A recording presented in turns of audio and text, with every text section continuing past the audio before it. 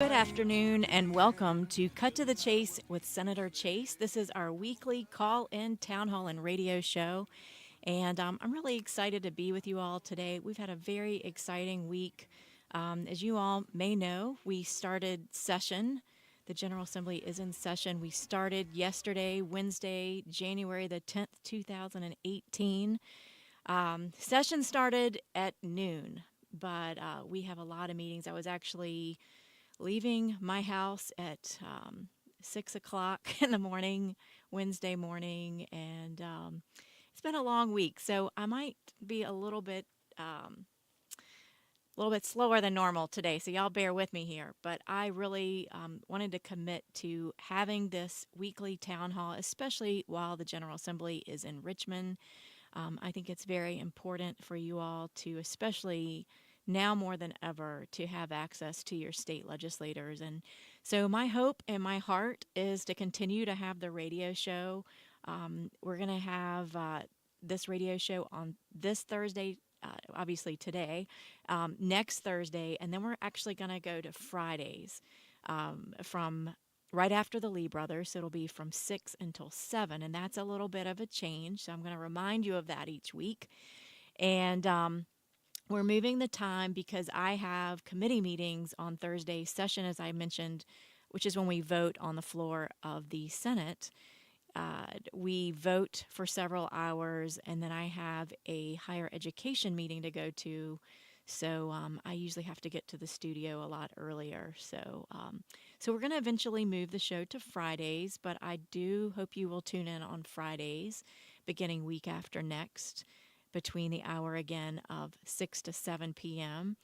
And I am going to continue to try to bring on my fellow colleagues in the House and the Senate and allow you to hear from them as well as we have time and as different issues coming up each week, because there will be a lot that comes up that you're going to have questions about.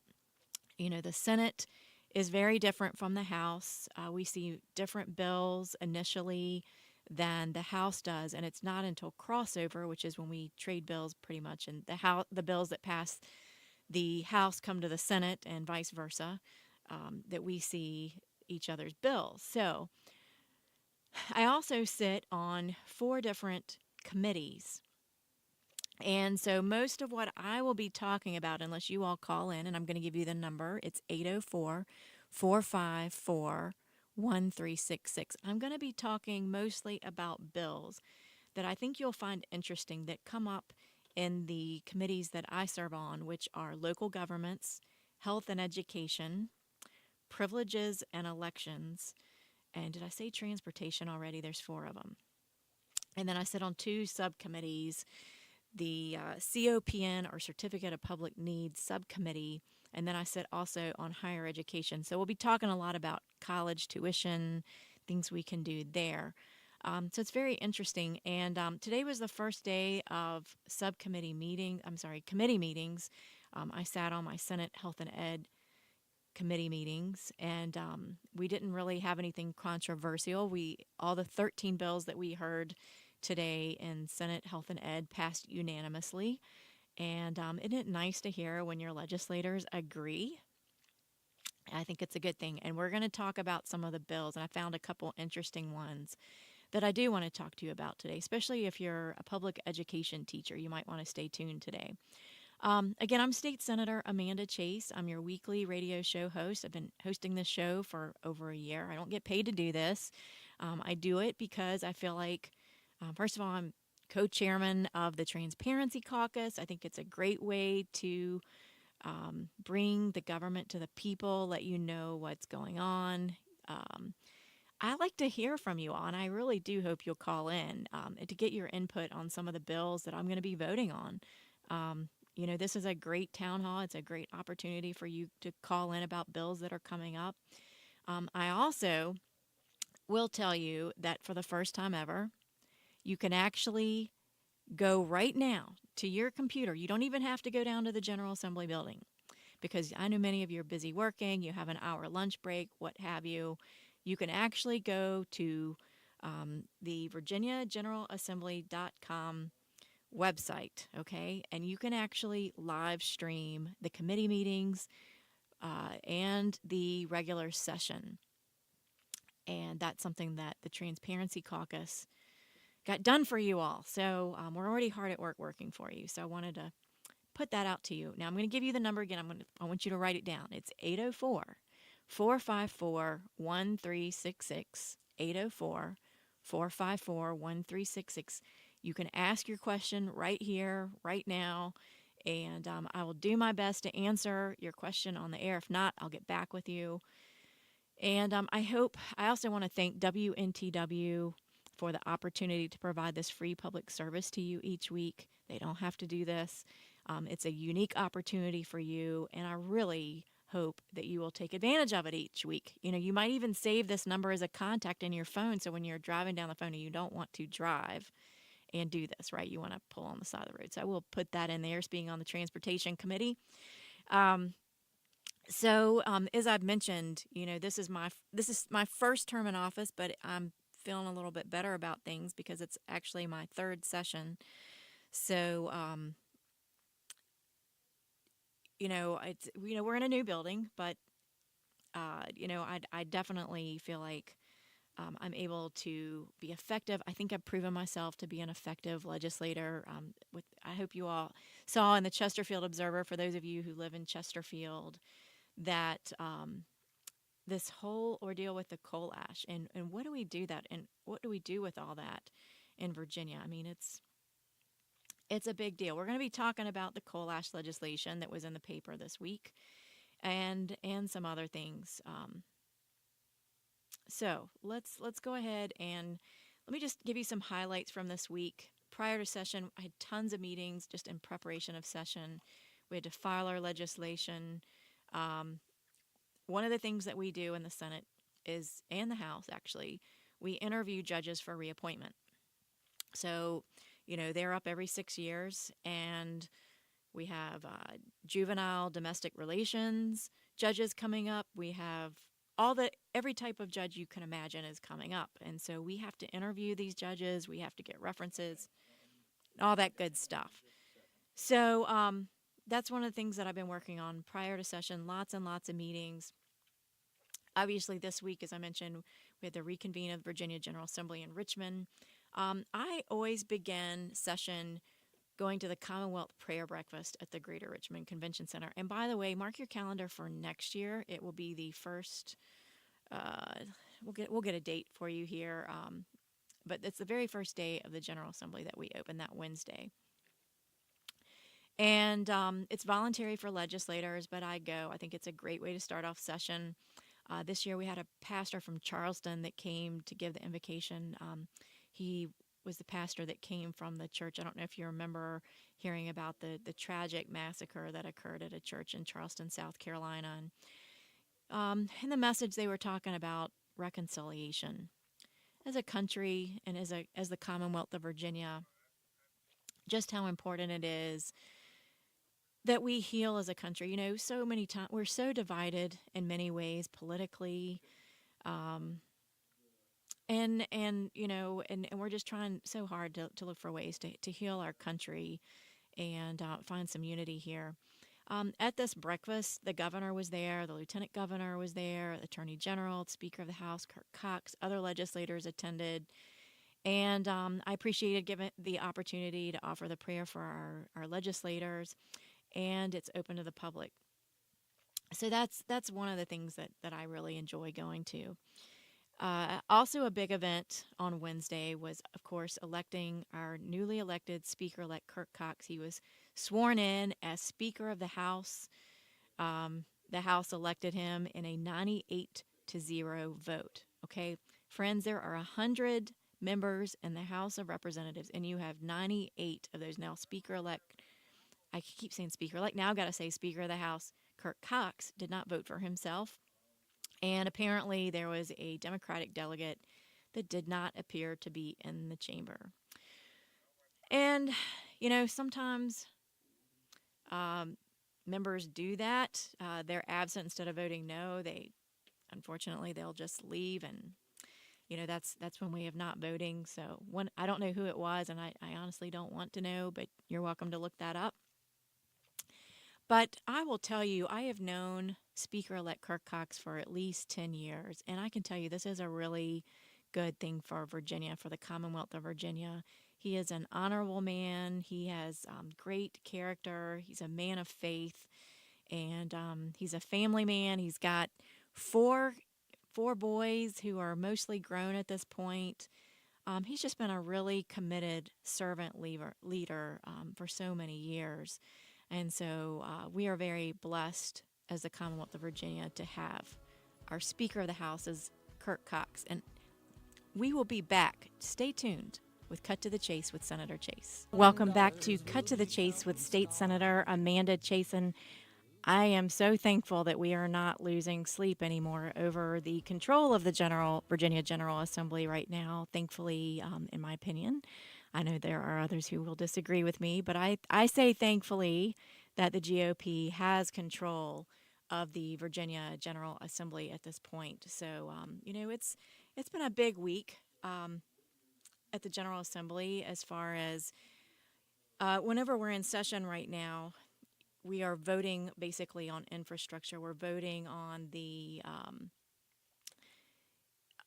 budget, well, not like the overall budget for just the operational budget for the staff and that type of thing. The rules for each of the committees, that type of thing, committee assignments, and that type of thing. We're going to go ahead and take our first caller, and it's Nancy, and I believe it's Nancy Pyotter is on the phone. Is that you, Nancy? Yes, it is, Senator Chase. Hi, good afternoon. Well, thank you so much for calling in. Nancy, if you Sure. remember, called in a couple of weeks ago. She's the executive director with Virginians for Quality Health Care, which is a grassroots organization of Virginia voters, and we are so excited that you called in today. What's going on? Well, we've been reading the bills just as fast as we can, all the healthcare related bills, to try to get a sense of what's in store. And I thought I would just take advantage of the show today to explain something that has been proposed in the House. We haven't seen a comparable bill in the Senate yet, but it's really kind of a dangerous thing for Virginia. And that is it would create a premium security program, a health insurance premium security program for Virginians. And while that may sound like a good thing, it's really not, because these are called reinsurance programs. And what they do is they bail out the health insurers. So it's a very complex scheme. Now, who is the sponsor of that bill? Well, it's House Bill number 583, and it's Delegate Bloxham. Okay, and I haven't had a chance to talk to him to see, or to the delegate to see, why this is being proposed. But I'm sorry I interrupted you. No, you're good. I was just going to say I was going to comment because some of our listeners may not know who Delegate Bloxham is, and Delegate Bloxham is a House Democrat. Mm-hmm. So, is that correct? Anyway, there's 100 delegates. I'm not sure. I know. There's 100 delegates, and we have so many that are I, new. I'm like scrolling through and going, and y'all are going to have to bear with me because I'm going. Normally we have these, lots to prepare. I don't have time to prepare for the show anymore, so this is going to be very much cut to the chase with what is off the top of my head. So y'all are going to have to bear with me here, but I still want to do the show because I think it's important. So what is the general gist of the bill? Well, the gist of the bill is that a pool would be set up, or a special fund would be set up, and would be managed by the insurance companies. And I may not get this exactly right, but and then they would get federal and state money to pay for people with pre-existing conditions and high risk. Some people think of it as a high risk pool, but it's really not. It's more to bail out the health insurance companies, so that at the end of the day, it's the taxpayers who now become the health insurers. Okay. And meanwhile, we've just looked this up. Delegate Bloxham is a Republican. So that's very interesting. We will have to take a closer look at that, and maybe you Yeah, can give us some updates and find out what's going on with that bill. You know, it's sure. interesting. I have a lot of constituents or concerned residents that will come to us. I will not see this House bill unless it makes over to crossover. So that's good news, bad news. If the bill is in the House and it's starting off, the first place a bill is going to go is to a subcommittee. That's the first place it's going to go. So they'll take a look at the bill. In the House, in the Senate, it's the clerk's office that decides where these bills are routed, which committees they go to. And there's tons of committees. It's basically on topic. It could be we have health and education, transportation, courts. I won't go down the list, but I think you all get the idea. And so you have a subcommittee that first hears the bill, and the bill has to make it out of that subcommittee before it goes before a full committee. And then from the full committee, it may or may not make it out of that. Then it goes to the floor to vote before the full body of the House. Now, if the House votes on it and it passes the House, at crossover, it will come over to the Senate. And guess where it goes next?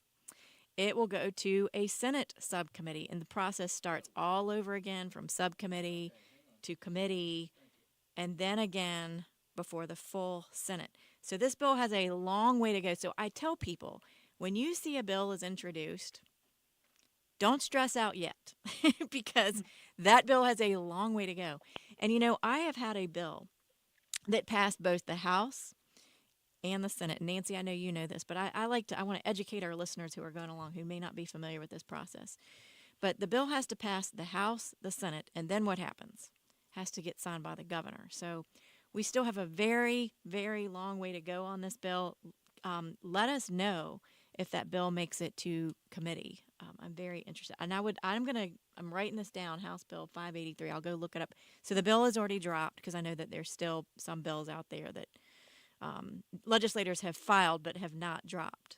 So self Right. included. Well, we're concerned by sort of the big picture too, because of course, as expected, there are a number of Medicaid expansion bills that have been introduced, and there is one in the Senate that, of course, we're going to oppose. But there are also a number of other bills that are pretty significant that would go along with Medicaid expansion, and so we're trying to look at this as a package.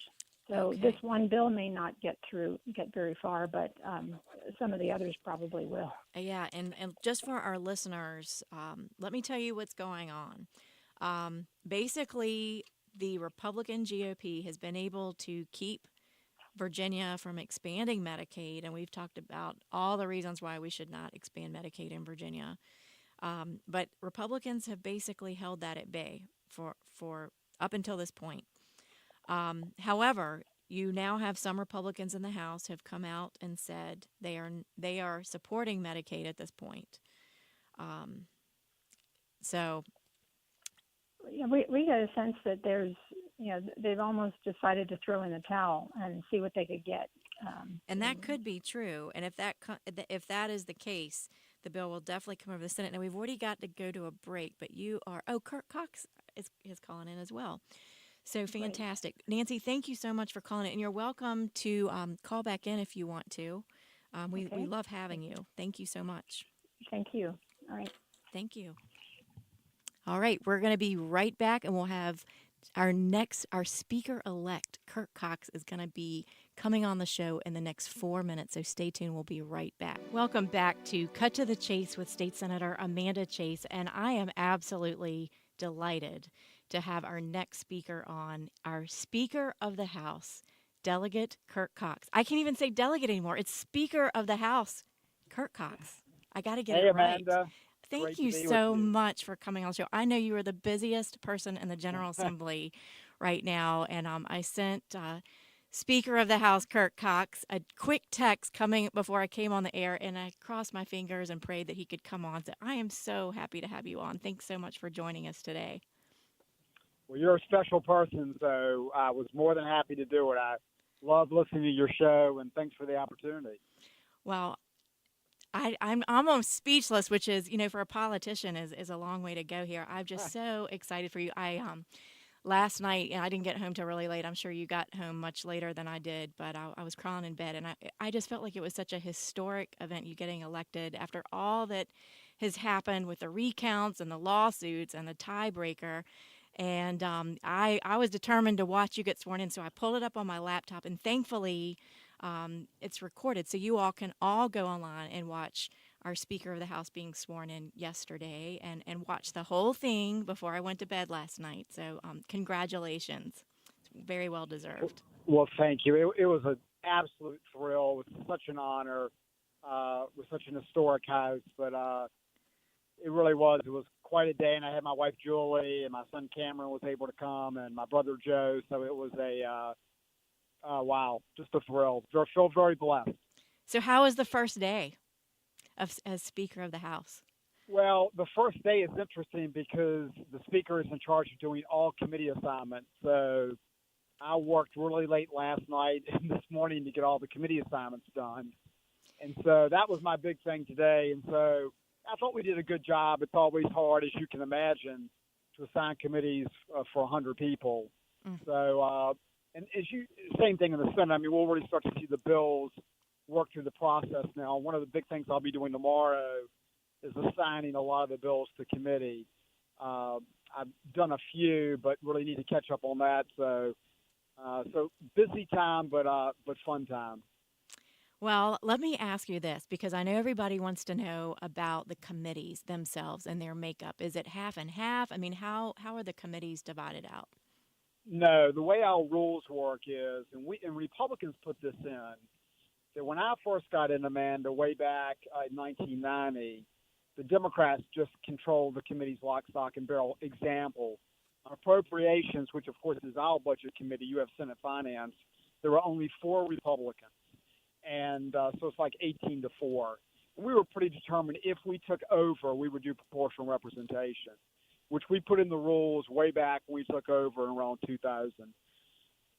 So what we've done in negotiating with the Democrats is we kept proportional representation. We added it to subcommittees. We did not have proportional representation on subcommittees. And so that was the big add. You know, we're 51-49, not 66-34. Mm-hmm. But the committees will basically be 12-10 because the way our rules work is the majority gets the fraction. It's sort of an interesting system. So most committees will be 12-10. Even number committee will be a +2. The other thing we did, which I know you'll be very interested in because you've pushed transparency, but we decided that, you know, the one reform we have not put in, and we really debated it really before the election, that we probably should do it, and that's recorded votes in the subcommittee. So Ben Klein, who is a good friend of mine, who's pushed that for years, he spoke to that yesterday, and that was probably the big add-on to our rules. Now, you said subcommittee. Now, did you mean committee or subcommittee? No, recorded votes in subcommittee. Wow. We've never had recorded votes in subcommittee. So that was a reform we put in, and I'm happy with that. I think the time had come, and so it was a good day. I think our rules now are very fair. You know, and I will say I think the majority party needs to be in the majority. So, and because you need, you know, I think it's very important to have, you know, the majority running, but also being fair to the minority. So we thought those two things were good compromises. I was very pleased and grateful. Was able to get a 97-0 or a unanimous vote for Speaker. So it was a good day. It was really pleased. Well, I actually got to see you for like a few seconds. We were the VFRW, for those of you who don't know, they're basically the women GOP over across the state. We met at their event. I saw you in passing. You just given your speech, and we were going in. So I did get to give you a hug and say congratulations. So you were great, you know, and I'll say my speech was great because you weren't there to critique it. So I told all the senators when they were coming in, it was a great speech. You all missed it. It really wasn't that good, but I watched it last night. So that's I laughed, awesome. but just a thrill. And I saw you in the back of the chamber last night, and just thank you for your service and what you're doing. You're doing a great job, and I think people just see you as so accessible, et cetera. So that's your blessing. Shoot, we have to Fun go to a work break. with. Are you able to stick around after the 4-minute break? I can probably do one more quick segment. Then I'll Okay, probably have great. to leave. You guys Sure. want to stay tuned. We'll be right back with Speaker of the House, Kurt Cox. Welcome back to Cut to the Chase with State Senator Amanda Chase and our newly elected Speaker of the House, Kurt Cox. And it's such a privilege and an honor. He's a former government teacher and sports coach who has served in the House since 1989. And Speaker elect, I keep saying Speaker elect. I got to get that out of my mouth. It's Speaker of the House, Kurt Cox. It's a mouthful. But he's just saying, he'll just say, oh, just call me Kirk. I'm like, no, You're Speaker of the House. And people better call you that because you've earned it, especially after oh my gracious, it's been crazy. So, what did you think of the governor's address last night? I was disappointed. Uh, I thought it was very partisan. You know, I thought the tone was not good. I mean, the governor, of course, claimed credit for so many things, and especially the good economy. And to me, you sort of can't have it both ways. I mean, he's so critical a lot of times of the Trump administration, et cetera. But then, I mean, obviously, the good economy federally has something to do with what we're doing in Virginia. And so many of the initiatives that the legislature has put forth, for example, you know, we worked really hard on standards of learning reform, eliminating 5 SOL tests in elementary and middle school. That was totally our initiative, I think, of the legislature. And you know, Governor McAuliffe just really claimed credit for a lot of things. I've always felt like that he needed to be more detail oriented as far as some of the policy went. You know, we worked very hard on 2 new state veterans care centers, which are very efficient, give great service to our veterans, don't have any of the problems of the VA. And I did work with his Secretary Admiral Harvey trying to sort of craft the 2 new ones, but the governor had very little to do with it. And I guess to some point, I mean, it's not who gets credit. It is, let's try to work together. Don't worry about who gets credit. And I thought it was very, very partisan on, you know, obviously, and I think we're both in the same boat. I mean, you know, I came as and I still am, have a real heart for the pro-life movement and things of that nature. And of course, he is very antithetical to that. Oh But yeah, absolutely. I just, It was I just interesting. He felt, said we're not going to talk about social issues, but no. that's all his bills were. Interestingly, and not to the conservatives' favor, might I add. And I've always said that with the press. I mean, because they always ask us, "Well, you're going to put a lot of social legislation?" And I go, "If you really look percentage-wise, Republicans really don't put that much in. The Democrats, if you look historically, put a ton of social legislation, but they get away with not calling it that." And that's exactly what it is. So I was disappointed. I will say this, Amanda. I've had 2 really good meetings with Ralph Northam, and I do feel like I can, you know, just work with him a little bit better. I think he's going to be lower key and obviously, you know, Democrat governor, I would have much preferred Ed Gillespie, no question there. But I think the tone, I'm hoping, will be a little bit different. He's going to work a little bit better with us. Of course, you've worked with him, so you probably have a better opinion of that than I. But I'm frankly looking forward to the close of the McAuliffe administration. Yeah, that's quite honestly why we Republican senators were clapping on the back row. It was him exiting the door.